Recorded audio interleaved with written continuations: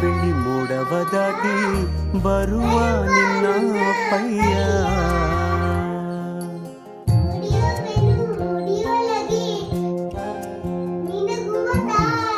ಮಿನುಗು ಚುಕ್ಕಿಗಳನ್ನು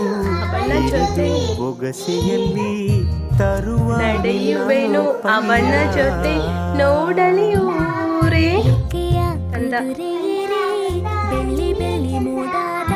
ಅಂತ